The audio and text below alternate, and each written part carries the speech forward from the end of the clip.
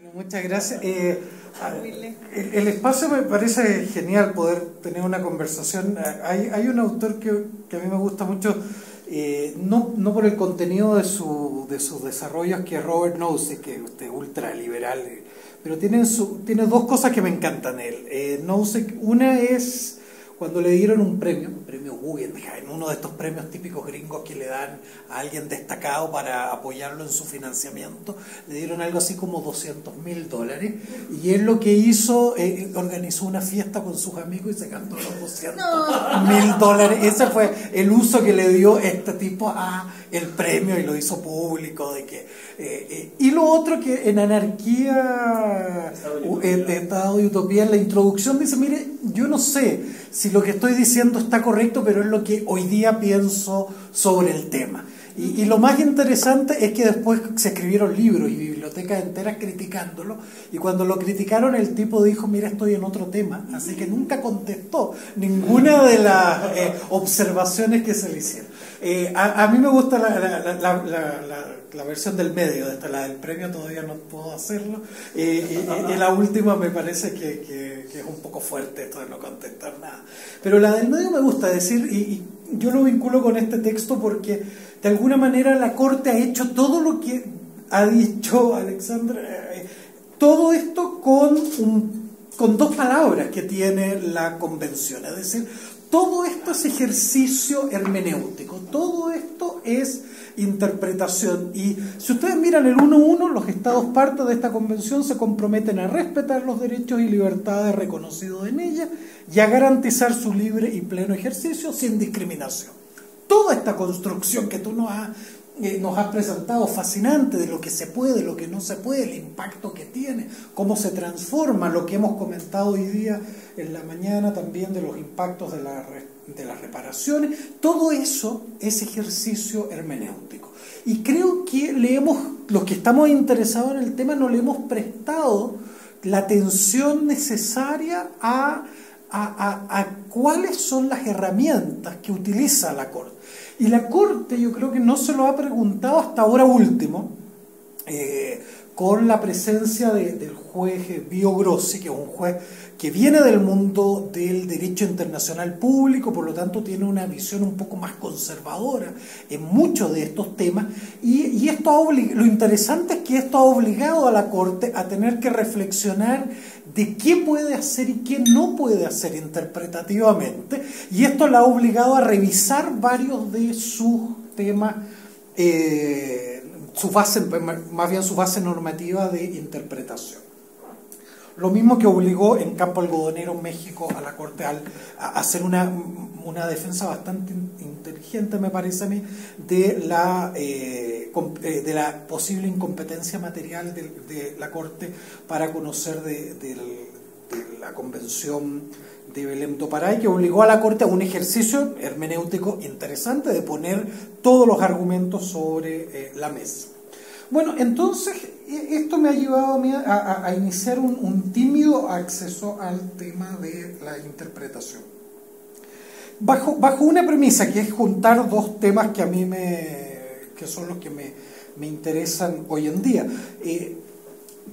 La pregunta es: ¿hasta dónde hay bases en la Convención y en los instrumentos internacionales que permitan una interpretación como la que hace la Corte? Ese es mi problema. Mi problema es hasta dónde estas diferencias que hay entre el derecho internacional de derechos humanos y el derecho internacional público permiten avanzar en esta línea, y hasta dónde se puede estar excediéndose en la interpretación.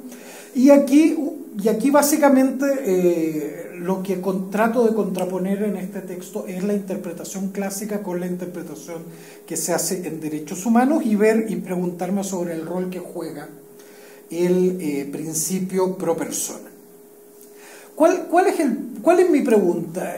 Digamos, mi segunda pregunta. La primera, en este problema de si la Corte tiene base, mi pregunta puntual es si la interpretación que hace la Corte para visibilizar a ciertos grupos y interpretar la situación de violaciones de derechos humanos de estos grupos a la luz del contexto en el que se encuentran o en el diagnóstico, como tú decías. Uso contexto porque es la lógica que usa la Corte. En el contexto en el que se encuentran y las particularidades de los titulares de derechos alcanzan o no para legitimar lo que la Corte viene diciendo. Y entonces aquí el tema interpretativo es claro, porque no hay texto normativo distinto, no hay una base normativa distinta, sino que el texto es el mismo, pero tenemos que aplicarlo a situaciones y a titulares de derecho que tienen particularidades. Mi impresión es que el modelo tradicional de interpretación, el que hemos usado en el ámbito civil y que de ahí lo hemos extrapolado a otras instancias, es un modelo que básicamente funciona sobre la base de descubrir la voluntad del legislador, y en ese proceso de descubrir la voluntad del legislador opera con una serie de supuestos de neutralidad. Las normas son neutrales, los titulares de derechos son neutrales, el juez es neutral y el proceso es neutral. Y el proceso lo que busca es descubrir esta voluntad casi divina del legislador. Y en ese modelo se contrapone entonces en varios aspectos, me parece, con el modelo que utiliza el sistema de derechos humanos. El sistema de derechos humanos se basa en el modelo de interpretación del derecho internacional público, que nos dice, mire, usted va a interpretar una situación a la luz del contexto, la normativa a la luz del contexto, de buena fe y de acuerdo al objeto y fin del tratado. Me parece que el sistema de derechos humanos toma estos elementos de contextualización o integralidad, el elemento evolutivo, etcétera, sin grandes diferencias con el sistema internacional público. Pero donde yo empiezo a ver un sistema que adquiere cierta autonomía está dado en el uso que empieza a dársele al principio pro persona. ¿Por qué? Porque mi impresión, y aquí me interesaría mucho escucharlos a ustedes, mi impresión es que se va a utilizar el principio pro persona como una especie de criterio de corrección. Es decir, cuando yo tengo una interpretación, tengo que chequear si esa interpretación a la que he llegado es correcta o no, y utilizo un cierto baremo, un cierto parámetro que me permite ese ejercicio de corrección o de sustentar mi interpretación.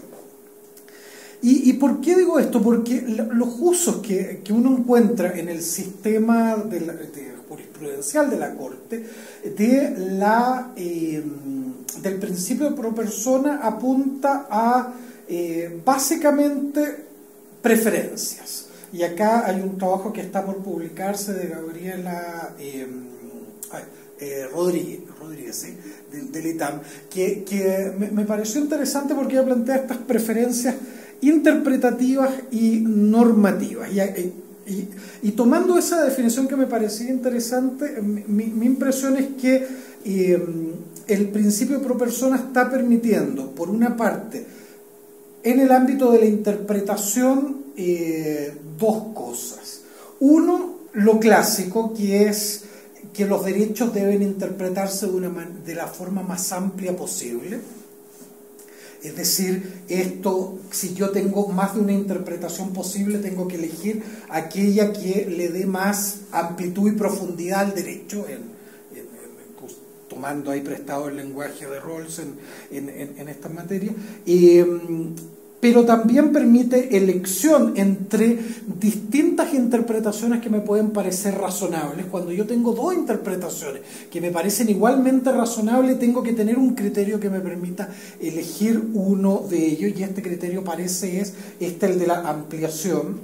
Y incluso me permite la inaplicabilidad, es decir, no tenía otra fórmula la Corte para, por ejemplo, en Barrios Altos, tomando un ejemplo de lo que veníamos discutiendo, de declarar la inaplicabilidad de esta normativa de la autoamnistía, sino era porque interpretaba sus propias normas de una manera que le dan legitimidad a una decisión que claramente, al menos de la lectura natural del texto, no le aparece como facultad a la Corte. Una cosa es interpretar y otra ya declarar la inaplicabilidad de una norma.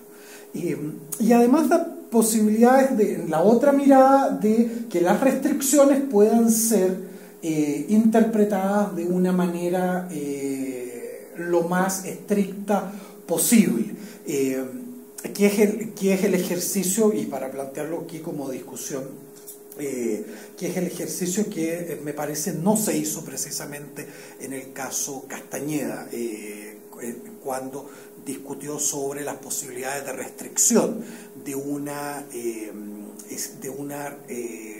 del derecho a ejercicios políticos a la luz del artículo 23 de la Convención. Y además, estos son los ámbitos de la preferencia interpretativa, y en el ámbito de la preferencia normativa, elección de norma más protectora, que eso no tiene, me parece, muchos problemas, pero hay otra faceta que está en la discusión y que a mí me parece muy complicada, y tengo ahí mis dudas, pero que se ha usado así, como la conservación de la norma más protectora. ¿Qué pasa cuando hay una norma posterior que ha derogado una anterior, o norma especial versus norma general? El principio se ha utilizado en la lógica de que yo puedo recurrir y basar mi decisión sobre la base de una norma que al parecer ha sido reemplazada por otra. Eso genera, obviamente, en un sistema formal, pero no solo formal en el sentido de formalista, sino que formal en el sentido de un sistema que tenga coherencia y seguridad jurídica. Me parece que genera un espacio ahí de discusión interesante. En definitiva, lo que me interesa plantearles a ustedes es que tenemos algunas cosas claras. Particularidades del derecho internacional versus derecho internacional público, derecho internacional de derechos humanos y derecho internacional público, me parece que es claro. Las consecuencias de eso en el ámbito interpretativo también me parece que no debiéramos tener especial problema, es decir, el objeto y fin es particular. Métodos de interpretación que pueden ser tomados del derecho internacional público, aplicados al derecho internacional de los derechos humanos, unidad, sistematicidad, teleológico, tampoco veo grandes problemas. Mis problemas vienen más bien por las posibilidades que abre el uso de el principio pro persona. ¿Hasta dónde podemos llegar? Porque todo esto que les digo, cómo se ha utilizado, abre un espectro tremendo, que puede llegar hasta generarnos los problemas que hemos visto recién. Hasta ahí puede llegar esa amplitud. El propio sistema de la Corte, de interpretación de la Corte, ha dicho que hay un límite, y lo dijo en el caso del asunto de Viviana Gallardo al comienzo de su jurisprudencia. El límite es que no afecte la coherencia del sistema. Y eso me parece interesante, pero difícil de concretar, y por eso en el texto les propongo ahí un ejercicio que no es casual, sino que yo había expuesto esto en un seminario y alguien dio el ejemplo. Entonces podemos llevar esto a la interpretación de que las personas jurídicas tienen derechos humanos, y si las personas jurídicas tienen, las personas de derecho público pueden tener, y por ahí salió un fallo de la Corte Suprema chilena que le reconocía derecho fundamental a un debido proceso al Ministerio Público. Mi duda es, parece que nos excedimos, es decir, el principio pro persona, la vía, el argumento no es, es absurdo, pero no es tan absurdo en el sentido que si hay un derecho humano tras el interés que tiene el Ministerio Público, si hay un derecho de acceso a la justicia, la consecuencia de lo que venimos conversando, la consecuencia de esto es que las personas tienen derecho a la justicia, y a la justicia penal, y como tales debe respetarse un debido proceso en la tramitación de sus casos. Si el que interviene es el Ministerio Público para concretizar eso, entonces yo le puedo traspasar mi derecho humano a esta institución pública. Si esa es la consecuencia, me parece que ahí el sistema se altera.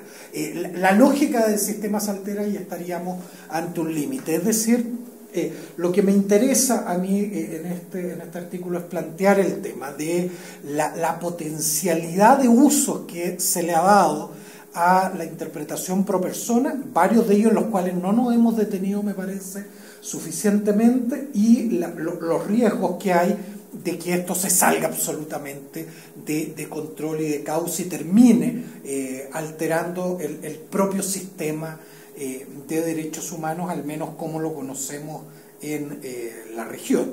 Digo en la región porque en el ejemplo que les daba, el sistema europeo lo resolvió normativamente, pero acá nosotros no lo hemos resuelto de la misma manera, generando posibilidades de derechos humanos de personas jurídicas. Entonces, les digo, para serles muy, muy honesto, es un texto en el que tengo dudas de lo que estoy planteando.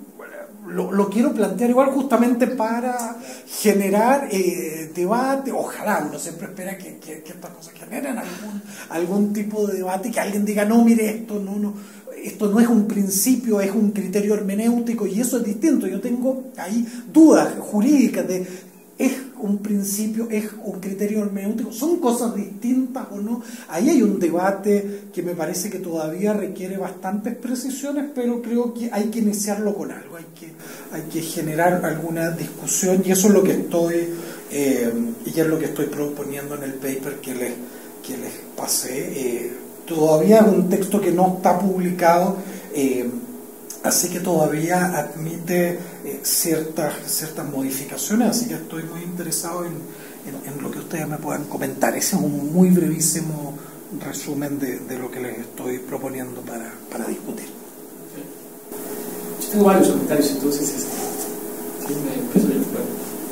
y tengo varios comentarios porque acá en la Flaxo, no sé si tuvimos a bien o a mal, ahora yo tengo algunas dudas, no sé si se me lo tengo más claro, pero nos metimos en un proceso muy acelerado de capacitación de poderes judiciales locales y federales, algunos más progres, otros con muchas más resistencias, ¿no?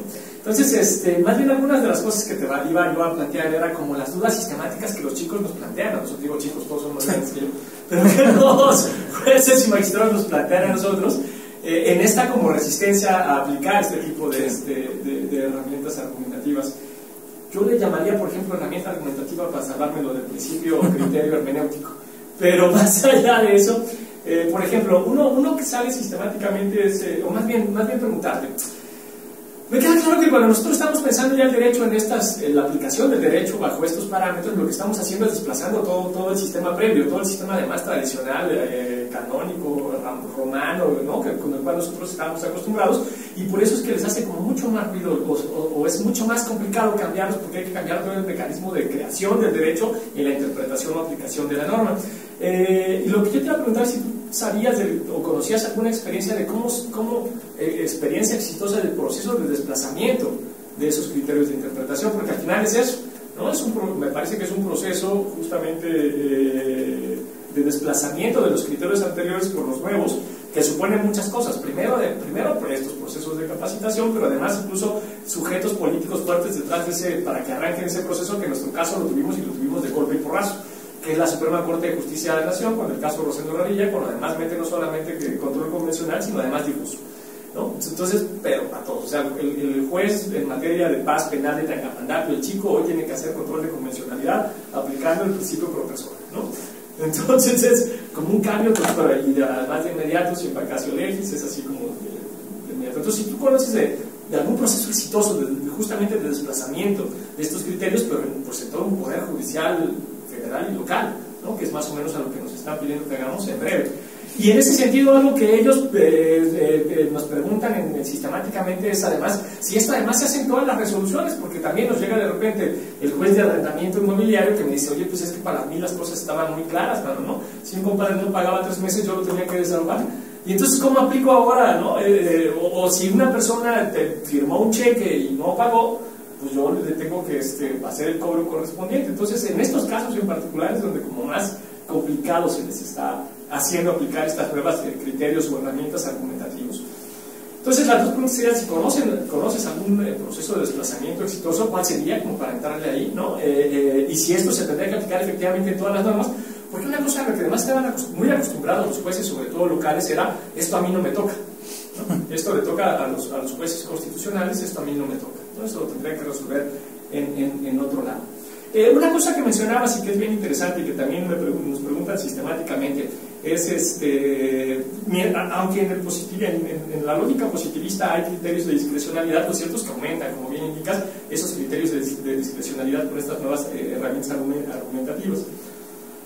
Y que bueno, ¿no? Pero a mí me parece bien que haya discrecionalidad, mientras tanto no pases de la discrecionalidad a la arbitrariedad, todo bien, ¿no? No hay como mucho problema. Pero la pregunta más bien sería: ¿cuáles son los pros y contras que tú has visto de esto? Y en particular porque en buena medida nos estamos poniendo en las manos de los jueces, y cuando el juez es ranquiano, uno no sabe si se quiere poner en sus manos, ¿no? Entonces, es eso, ¿no? Me queda claro que se está dando más poder al Poder Judicial. ¿Cuáles son los pros y contras de esto, ¿no? ¿Queremos quedar en las manos de los jueces o cuándo no?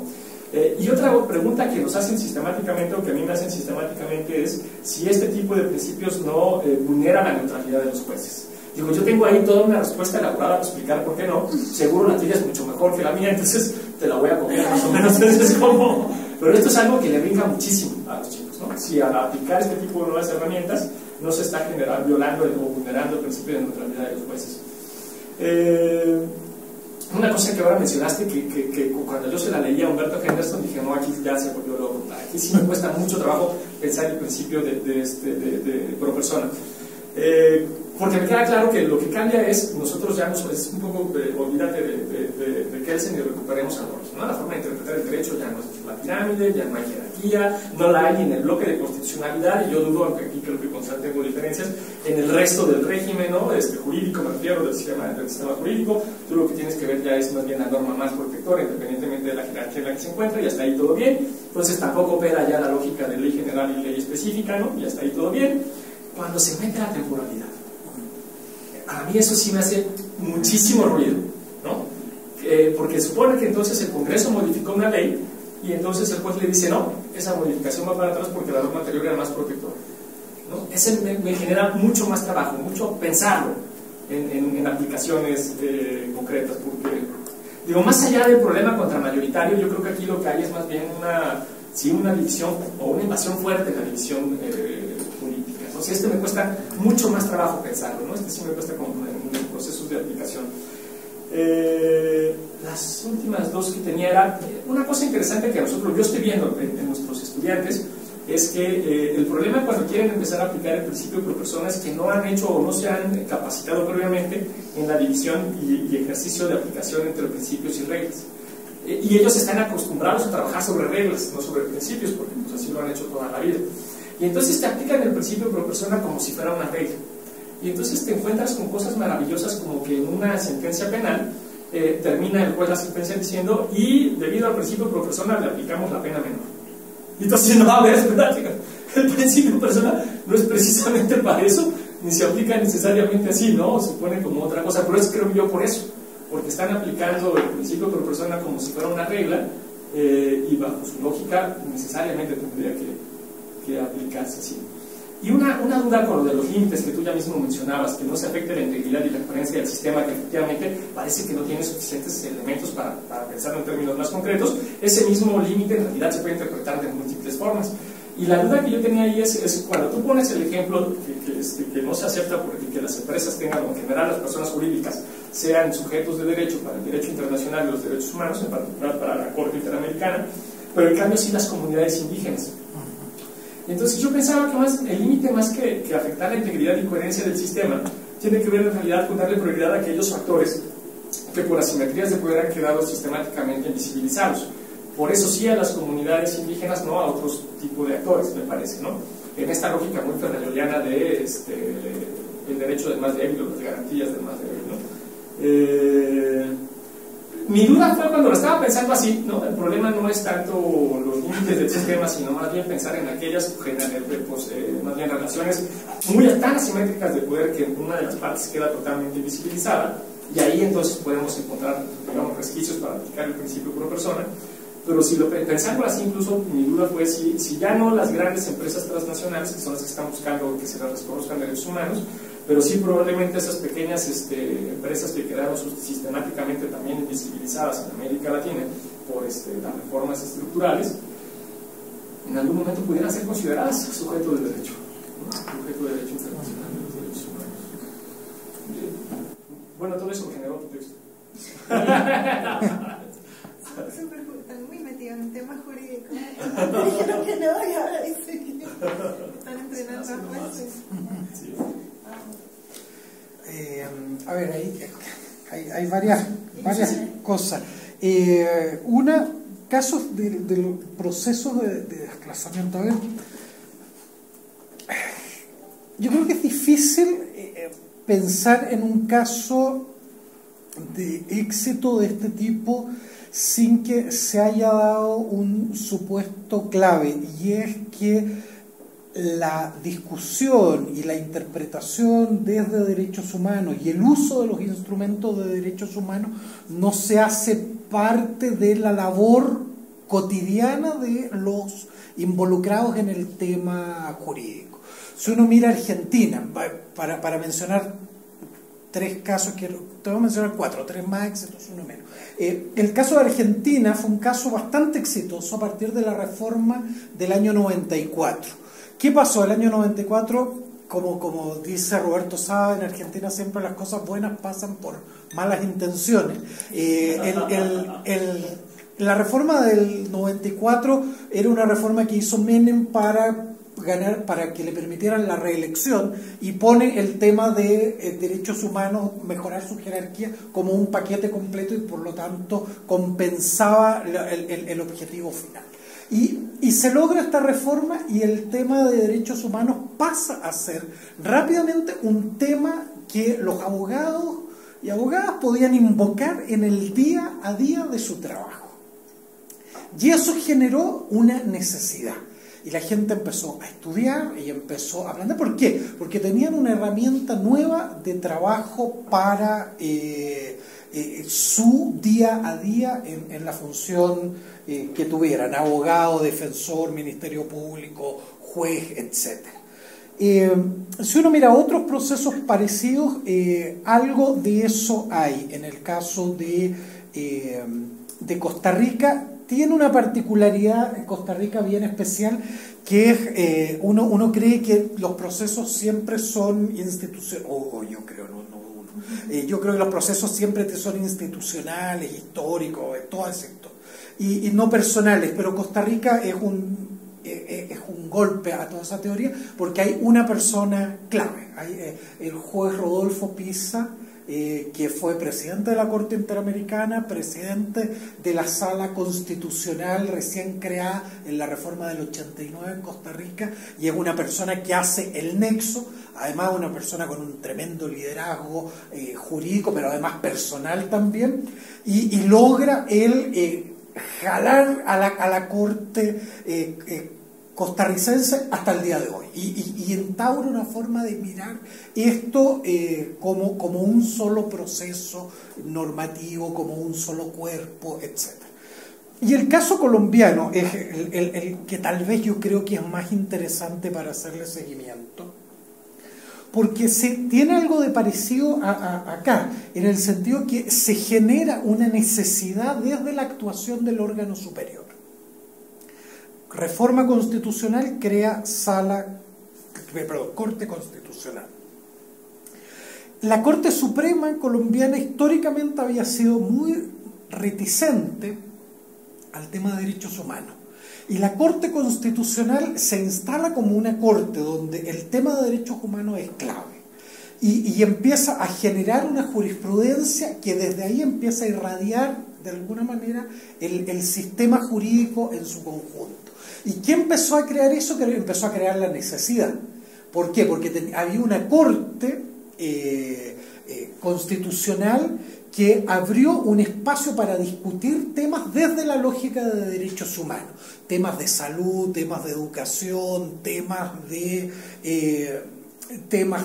tributarios, temas laborales, desde las acciones de tutela. Y ese creo que es un proceso interesante para el caso de ustedes, porque acá en el caso de México es parecido hasta hace muy poco al caso chileno. Es decir, un caso de alguna manera de las cortes que iban quedando atrás en esta tendencia que había a nivel regional de situar la temática de derechos humanos en el centro de la discusión jurisdiccional. Y había 3 cortes que iban quedando atrás: Uruguay, Chile y México en eso. Acá en México se da estos factores que ustedes conocen mejor que nadie: reforma constitucional, una sentencia particular que le dice la Corte lo mismo que le dijo a Chile el 2006. En Chile el 2006 nadie se enteró que nos habían dicho en el caso del Monacita el tema del control de convencionalidad. Pero acá se juntó con la reforma lo que hablábamos hoy en la mañana, en un momento en que sintoniza una sentencia de la Corte con una discusión nacional y se genera un cambio. Tú tienes ahí 2 opciones: o esto muere ahí, en esto, o esto se irradia hacia abajo en el sistema. Aquí tú tienes un caso y bien interesante. La crítica que se le ha hecho siempre al Poder Judicial acá es su verticalidad, que esta Corte Suprema que controla el Poder Judicial en distintas facetas. Bueno, aquí eso está oleado. Ahora, esa Corte Suprema dio la orden, dio la instrucción, y la gente está estudiando esto no porque le interesa, sino porque lo tiene que hacer. ¿Cómo transformas tú eso no en un problema, sino que en una solución? Es la clave para que esto se mantenga en el largo plazo. ¿A qué voy? Aquí tú tienes 2 opciones. Uno es mirarlo como lo miramos cada uno de nosotros. Mire, aquí a los pobres jueces mexicanos les avisaron de un día para otro que tenían que hacer algo que ya estaban obligados a hacer, pero que nadie les había dicho que tenían que hacer. Control de convencionalidad es una forma de concreción de la obligación de garantía en el ámbito hermenéutico. No es otra cosa, pero aquí se le puso nombre y se dice: desde ahora en adelante usted debe hacerlo. Los jueces ven eso como un problema. Es decir, mire, yo tenía ya problemas con mi normativa interna y ahora usted me amplía la base normativa y me suma, según la Secretaría de Relaciones Exteriores de acá, creo que son 47 tratados más los órganos correspondientes. Eso es un problema. Eso es un tremendo problema para cualquiera de nosotros. Es decir, a mí me dicen: ahora usted esto más todo esto otro, o yo inicio mi trámite de jubilación, o me espero hasta que se pase la moda y yo vuelva a hacer lo que tenía que hacer. La otra visión es lograr transformar esto en una solución, y que tiene que ver con el tema de la discrecionalidad. Acá, si a mí me dicen: haga esto, pero no me dan base normativa y jurisprudencial para hacerlo, lo que me están diciendo sea discrecional. Haga lo que usted pueda y vea cómo soluciona los casos. Si uno transforma este problema en una solución y le dice: mire, lo que usted tiene aquí es una base que le va a permitir resolver los casos con nuevos instrumentos, con soluciones que ya vienen planteadas, donde usted tiene cierta certeza y seguridades de qué hacer, ahí tú tienes una posibilidad de que esto efectivamente se produzca un cambio cultural desde el punto de vista jurídico. Eso en Chile nunca se ha logrado.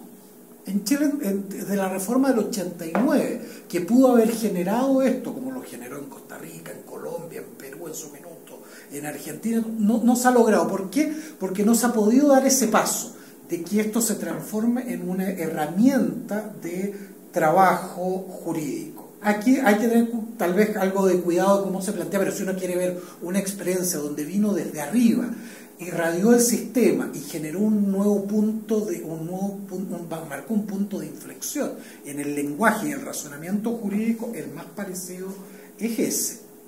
Ahora, esto no me toca a mí, eso es la base de esto. Este es un problema de otro, normalmente un problema de la Cancillería, no de los jueces. Y yo creo que el problema hay que mostrarlo, porque el problema, esto le toca a usted, sí. ¿Y por qué? Porque efectivamente usted lo tiene que utilizar en todos los procesos en los que interviene.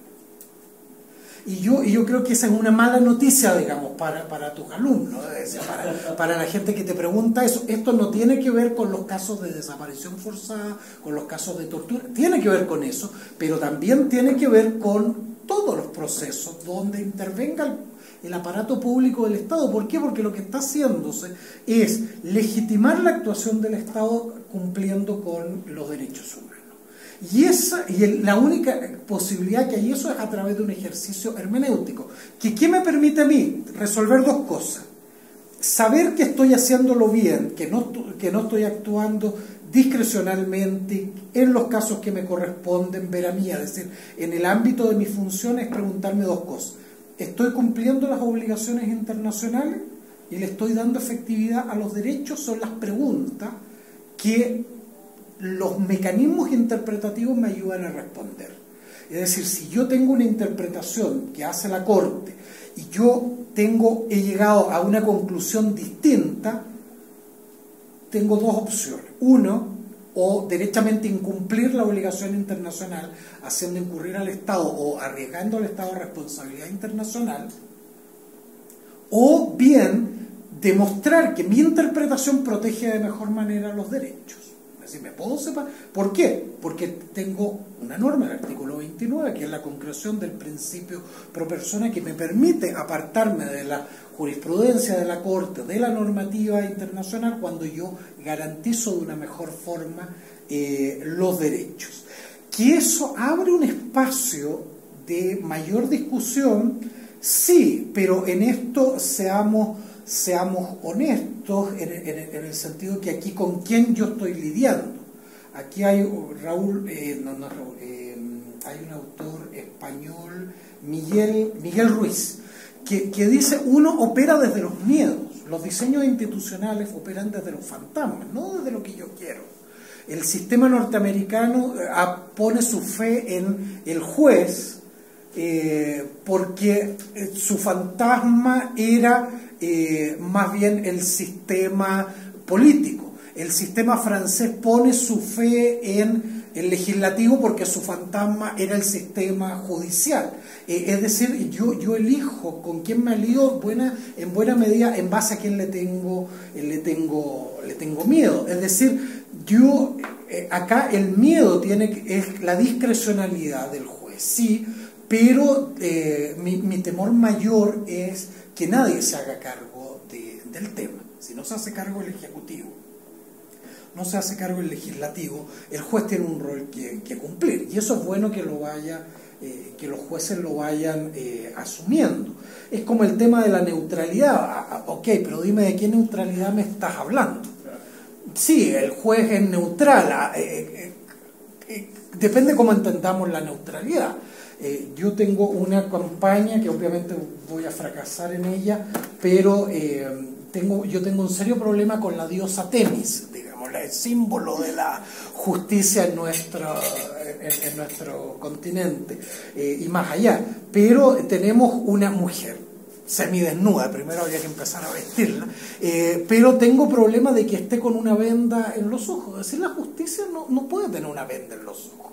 La justicia tiene que mirar la situación, tiene que mirar el contexto, tiene que mirar la víctima, tiene que mirar las características particulares de los involucrados en la situación. Si no, ¿cómo va a resolver? ¿Cómo sé yo si es un indígena o es un indígena si no miro? Si es un indígena tengo que ver sus particularidades culturales, tengo que hacerme cargo de ellas, tengo que ver el contexto de exclusión en el que puede estar. Eso me permite interpretar los derechos. Por lo tanto, si eso es neutral, claro que usted no puede ser neutral. No puede ser neutral porque tiene que hacerse cargo de la situación. Tiene que hacerse cargo de que su interpretación es aquella que mejor garantice los derechos. Eso no es neutral. Si la neutralidad tiene que ver más bien con independencia, ok, sí, esa neutralidad yo podría creer. Las otras, cuando alguien me dice yo soy neutral, me da susto. La academia no es neutral. No, es que yo hablo desde la academia. A ver, no, usted desde la academia sí, pero eligió el tema que va a tratar, eligió dónde va a trabajar, eligió quién lo va a financiar, tomó varias decisiones. No me diga que es neutral porque es académico, esto es lo mismo. los periodistas, el periodismo, digamos. Es decir, la neutralidad, salvo a los suizos les creo poco con la neutralidad. Principios y reglas. A ver, yo tengo ahí dudas. Siempre han tenido que aplicar principios y reglas. Nuestros sistemas jurídicos están compuestos, como diría Alexe, son sistemas complejos, tienen reglas y tienen principios. Yo no creo que esta sea una novedad, no creo que esto venga de ahora.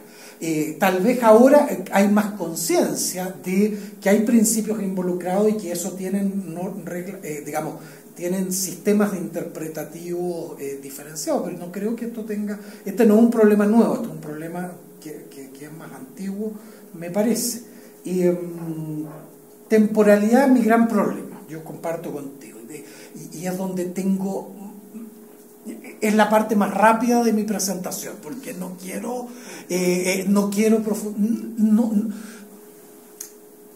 será la formación que tiene uno. Uno es de donde viene. Mi formación es la formación clásica que nos han dado a todos, donde alterar ese principio es complicado. Yo creo que hay fuertes argumentos en el propio artículo 29 que te permiten. Yo creo que seguimos pensando en que el legislativo tiene un rol teórico muy fuerte.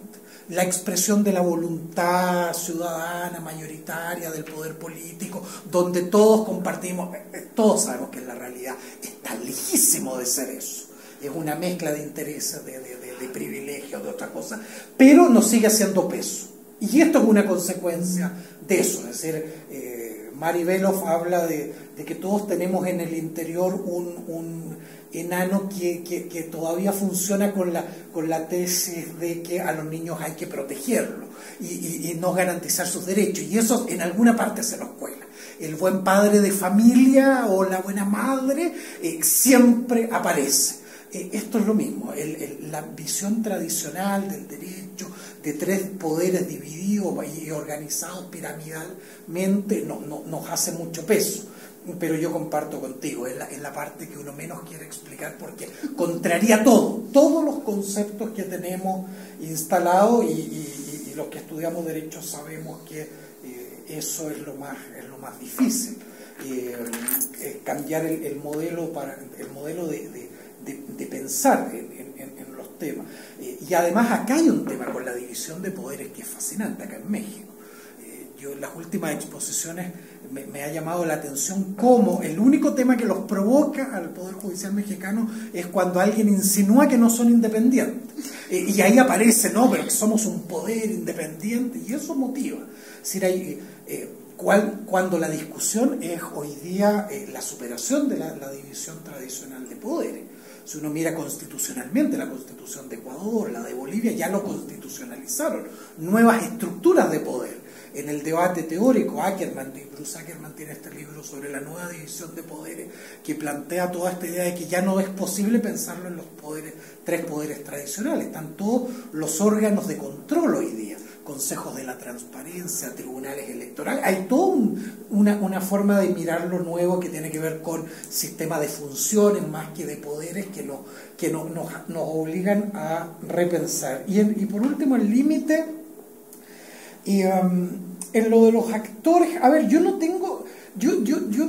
sé si estoy de acuerdo contigo, Luis, en el sentido, yo creo que para el tema indígena se ha podido ampliar la interpretación, porque la interpretación tenía un problema de reconocer que hay una titularidad de un tercero.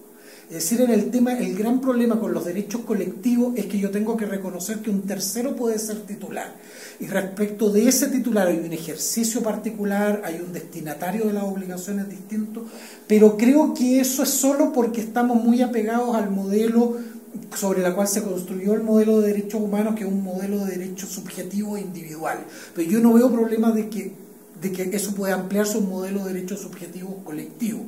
El problema con las personas jurídicas, y en particular con las personas jurídicas del aparato del Estado, que esas son las que a mí me preocupan, es que eso sí altera la coherencia del sistema.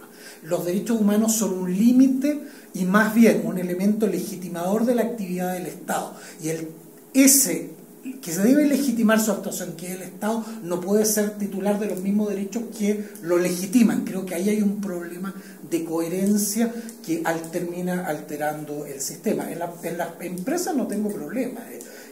Si eso se hace normativamente o incluso interpretativamente, no lo veo tan grave. Yo no estoy pensando en la televisión azteca, no estoy pensando en eso, estoy pensando en otras miles de situaciones donde las personas jurídicas no es tan complicado. Pero sí, respecto del Estado, creo que ahí hay un problema conceptual que le quita coherencia al sistema que legitima la actividad del Estado. Hay mucho. Yo tengo una reunión, me están esperando, pero yo comento contigo, ahora que nos veamos ahora en la sesión presencial, porque sí me interesa muchísimo el tema. Y además va a ser con puros jueces y magistrados. Sí, y no se puede hablar. En la que vamos a tener mañana. El jueves. Mañana es miércoles. Mañana. El jueves. Mañana tenemos. Mañana en la comisión. Mañana comisión y el jueves acá. Es con puros jueces y magistrados. Va a estar interesante. Besos, muchísimas gracias, Ricardo. Nos vemos también. Yo igual tengo. Sí, qué pena. Lo que me da pena es decirlo e irme. No decirlo. Con relación a varias cosas, ya está Guardero apunta, a ver si me acuerdo. Lo primero, con relación a la idea de que si es principio no. Yo creo que sí es potencialmente importante que sea un principio para poderle competir a los principios tradicionales. Es una cuestión de estrategia decidir que sea un principio o ponerlo como principio, ¿no? De manera que le pueda competir a los otros principios tradicionales. Con relación a la idea de que pueda ir hacia atrás, de que pueda derogar la idea de la temporalidad, yo sí creo que tiene que ver con un problema en la formación de los abogados. A mí me parece, a ver si vale la pena la comparación, me parece lo mismo a cuando llega el problema de las relaciones del mismo sexo hasta el punto moral que nos choca con la formación en torno a la adopción. Decimos, no, la adopción no, que las parejas del mismo sexo se casen, pero adoptar no, porque entonces el hijo es el mismo, ¿no? Yo creo que si se logra una fórmula que se acote de manera tal de que solo sea para un caso concreto, no implique que una ley que está derogada vuelva a entrar en vigor, sino que en un caso concreto, y donde quede muy claro la justificación de que se trata de, porque y eso lo voy a engarzar con lo otro, el control de convencionalidad y de que pudiera ser, yo creo que el punto con relación a los jueces es que entiendan de que la idea del control de la convencionalidad y del principio pro persona viene de la mano con una discusión sobre derechos humanos, no sobre cualquier tema.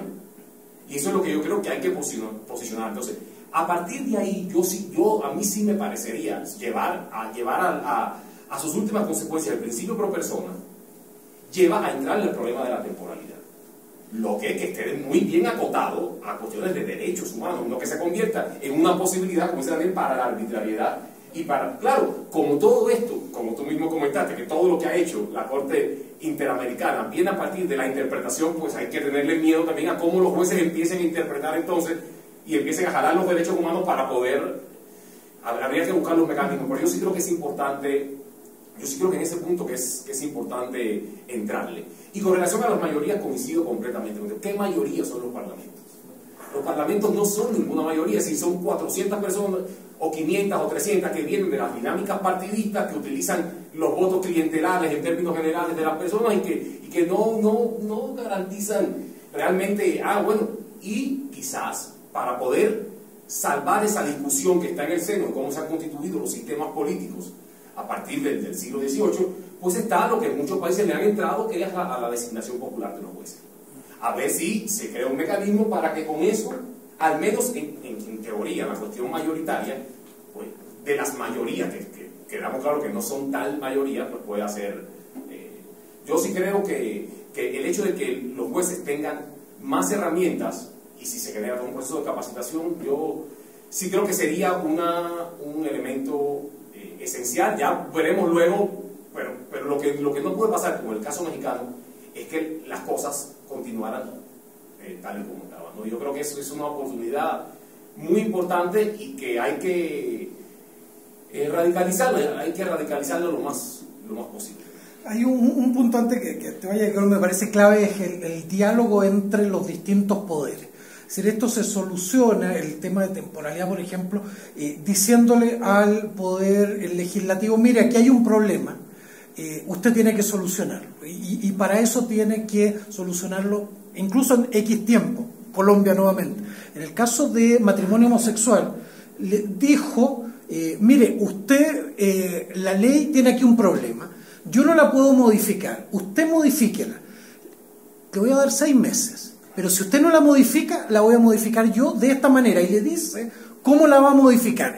Uno puede decir, es casi un chantaje de un poder del Estado contra otro, pero es la forma, con diseños institucionales muy, muy rígidos, de cómo activar el poder político desde el poder judicial. Ahí hay un diálogo que hay que explorar, cómo hacerlo de una buena forma, para quienes tenemos cierta rigidez con estos temas, nos sintamos cómodos en el sentido de que es posible afectar la temporalidad sin que se nos caiga todo el aparato conceptual. Hay otra cosa que yo agregaría a este miedo, quizás, de la temporalidad. Sí. Que en el fondo, cuando dicen temporalidad, están diciendo que el legislador pase una ley y la Corte lo declare. Y la ley que estaba antes pueda seguir siendo aplicado por los jueces, pese a la resolución del legislativo.